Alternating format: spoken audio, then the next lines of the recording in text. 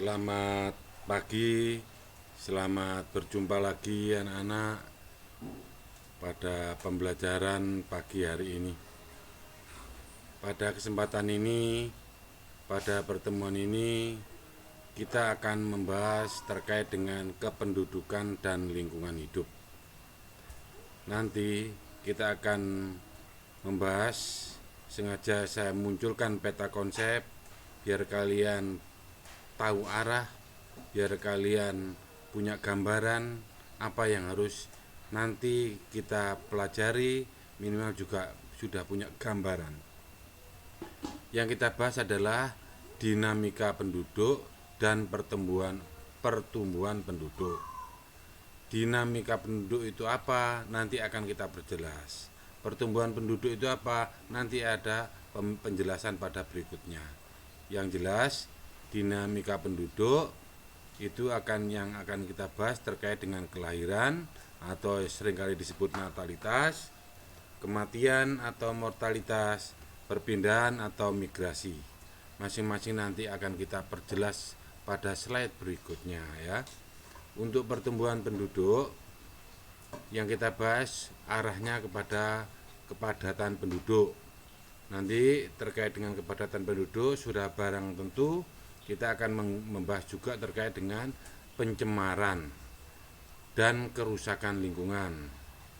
Pencemaran apa saja? Ya pencemaran air, pencemaran tanah, pencemaran udara ya. Nanti akan kita perjelas. Begitu juga kita akan membahas terkait dengan adanya kepadatan penduduk, maka akan kita bahas juga terkait dengan ketersediaan oksigen, pangan, lahan, dan air bersih. Bagaimana itu yang terjadi, nanti akan kita bahas satu persatu. Yang jelas, ingat cara belajar tolong diterapkan ya. Silakan ikuti pada slide berikutnya. Terkait dengan kependudukan dan lingkungan hidup, kita informasikan kamu bisa melihat gambar itu dengan adanya kependudukan yang meledak ya. Kependudukan itu sendiri adalah suatu hal yang kaitannya dengan jumlah, struktur, mungkin umur atau jenis kelamin, agama, kelahiran, perkawinan, dan seterusnya. Yang jelas semuanya akan mengalami perkembangan atau pertambahan ya. Juga kita bahas terkait dengan lingkungan hidup. Lingkungan hidup yang bagaimana yang kita bahas? Ingat, lingkungan hidup itu ada dikelompokkan menjadi dua, yaitu yang biotik dan abiotik. Biasanya kamu kenal di kelas 7 ya. Biotik, bio hidup, tik lingkungan, lingkungan hidup ya. Abiotik, A itu tidak, biotik itu berarti makhluk hidup kan, berarti makhluk tidak hidup. Apa saja itu? Ya termasuk seperti batu, kayu, dan lain-lain. Nanti akan kita bahas. Selanjutnya kita mulai saja terkait dengan dinamika penduduk. Dinamika penduduk itu artinya pertumbuhan jumlah penduduk. Pertumbuhannya mengalami perubahan dari waktu ke waktu. Semuanya itu disebabkan karena ada 3 faktor: kelahiran, kematian, dan perpindahan, baik secara alami atau tidak alami. Untuk itu lebih jelasnya kamu lihat di sini ya. Kelahiran misalnya, kelahiran yang seringkali dikenal dengan natalitas bisa mengalami pertambahan atau pengurangan ya.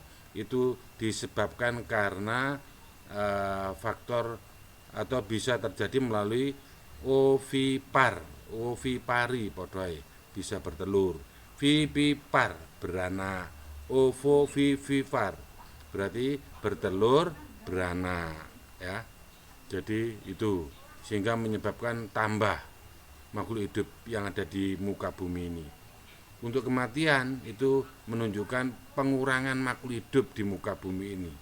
Mungkin secara alami, mungkin bisa secara alami. Artinya secara alami itu karena alam yang yang melakukan, misal karena tsunami, karena kecelakaan, karena gempa bumi dan lain-lain. Itu adalah penyebab kematian karena faktor alami atau alam. Kalau non alam berarti karena faktor-faktor yang lain.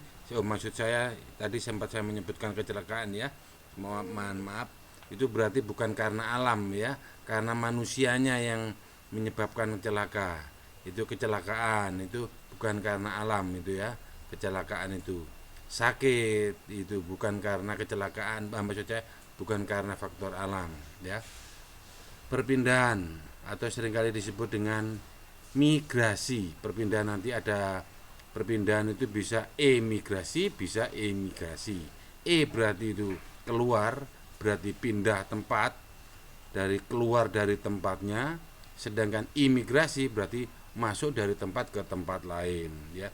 Semuanya itu dengan tujuan adalah untuk menetap di suatu tempat ke tempat lain karena ada faktor-faktor, mungkin faktor alam, mungkin karena memang faktor ekonomi, atau mungkin karena peperangan dan lain-lain. Nanti akan kita perjelas lagi pada slide berikutnya ya. Selanjutnya saya tunjukkan cara menghitung angka kelahiran. Untuk menghitung angka kelahiran ini seringkali juga keluar di ulangan ya. Kuncinya jumlah bayi yang lahir, ingat, dalam 1 tahun, bukan dalam 1 bulan ya, bukan dalam 100 hari, biasanya begitu ya jebakannya. Ingat, untuk mencari kelahiran, angka kelahiran, jumlah bayi yang lahir dalam 1 tahun ditambah jumlah penduduk di wilayah itu dikalikan 1000 ya. Ingat, dikalikan 1000. Ingat, dipahami itu ya. Jumlah bayi yang lahir dalam 1 tahun ada berapa jumlahnya per jumlah penduduk yang ada di wilayah itu. Wilayah itu adalah wilayah yang ada di sana ya, dikalikan 1000. Nah, acuan penggolongan angka kelahiran berikut ini juga tolong dipahami. Dikatakan angka kelahiran itu mengalami berkurang apabila kamu lihat sendiri itu 20, maksud saya kurang dari 20. Itu kurang dari 20 berarti bukan termasuk 20 loh ya. Kurang dari 20. Sedangkan kalau termasuk angka kelahiran itu kurang dari 20 itu tergolong rendah. Dikatakan tergolong sedang apabila kelahirannya itu antara 20 sampai 30.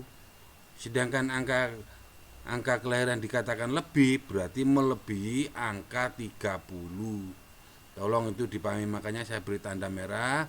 Nanti kalau kamu kurang lebih jelas lagi pada slide maksud saya pada PowerPoint, kamu bisa perlahan-lahan bisa untuk memahami. Direnungkan 1-2 menit. Saya yakin ada niat, ada jalan.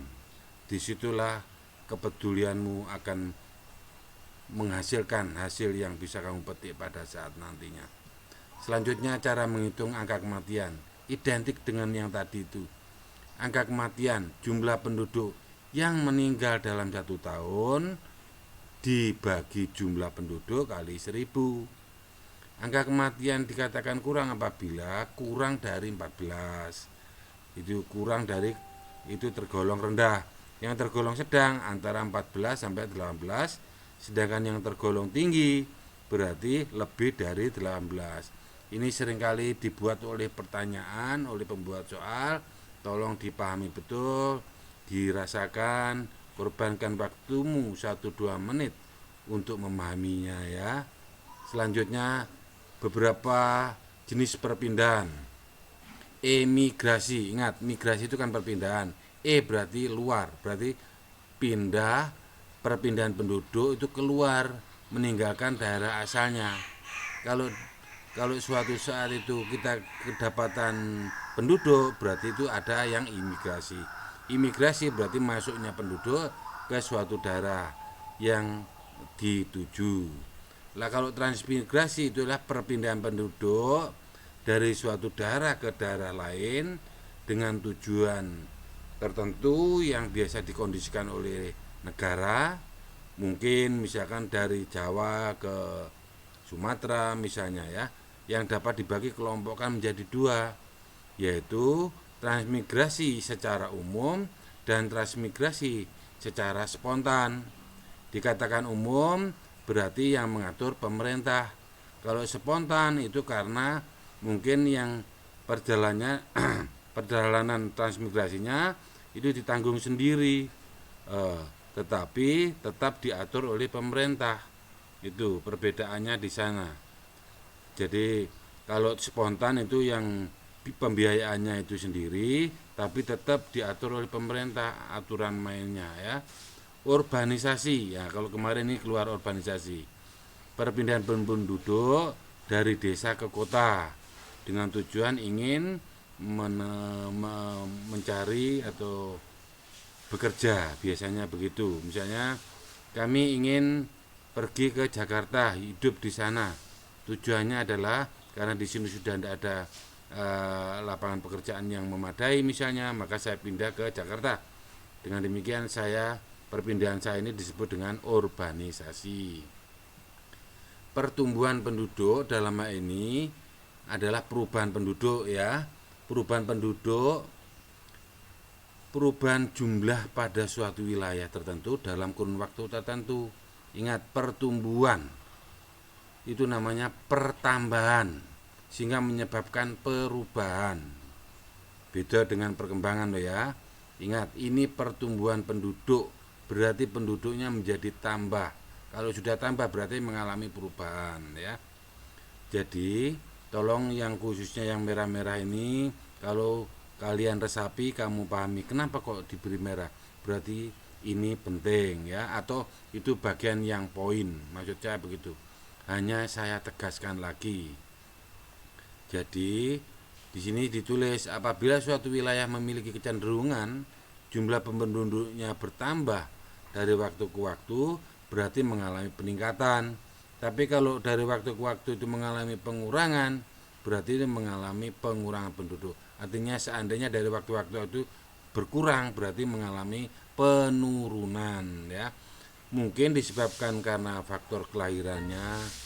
Kalau mungkin meningkat karena faktor kelahiran, kalau seandainya menurun mungkin faktor karena kematian, baik secara normal atau alami maupun non alami. Itu dampak-dampaknya atau pengaruh faktor-faktor penyebab meningkatnya dan menurunnya penduduk. Dampak-dampaknya nanti juga akan, kalau seandainya peningkatan jumlah penduduk semakin meledak atau meningkat, maka otomatis ada kaitannya dengan pencemaran lingkungan yang akan mengakibatkan limbah atau sampah-sampah rumah tangga semakin banyak. Apalagi kalau yang bersangkutan atau ada sedikit masyarakat misalnya tidak tahu terkait dengan atau kurang menyadari ya, bahwa sampah yang dibuang dengan sembarangan misalnya di di sungai misalnya, kalau semuanya tidak sadar maka akan menyebabkan penyumbatan, bahkan menyebabkan kebanjiran, sehingga akan mempengaruhi orang lain. Juga termasuk ketersediaan air bersih otomatis tidak terjaga atau tidak terkontrol, tidak terawat ya. Termasuk juga udara yang ada itu kurang bersih, karena biasanya karena banyaknya penduduk sehingga lahan-lahan untuk tanaman berkurang sehingga udara tidak begitu bersih. Terlebih kalau seandainya dekat dengan perusahaan, pabrik, itu semakin padat lingkungannya maka akan menyebabkan polusi. Sedangkan ciri-cirinya bahwa air itu tercemar, tadi saya bicara masalah sungai kan, berarti adanya perubahan suhu, pH, warna, bau. Seandainya misalnya begini, sumurnya kok tiba-tiba berwarna letek atau berbau atau rasanya berubah, berarti itu tanda-tanda mulai adanya pencemaran yang ada pada air sumur, atau mungkin adanya mikroorganisme yang muncul ya. Demikian. Selanjutnya saya kira itu sajalah yang bisa saya sampaikan. Semoga apa yang saya sampaikan ini benar-benar bermanfaat, bisa menambah wawasanmu, memorimu, sehingga semakin hari semakin ada peningkatan kualitasmu, bukan kuantitas tapi kualitasmu. Demikian, kurang lebihnya mohon maaf. Terima kasih. Semoga semuanya menjadi berkah dan bermanfaat untuk kita semua.